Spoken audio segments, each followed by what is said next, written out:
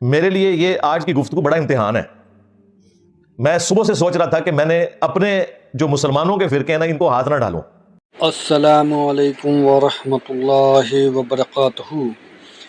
Religious differences in relationships critical lecture must watch engineer Muhammad Ali Mirza.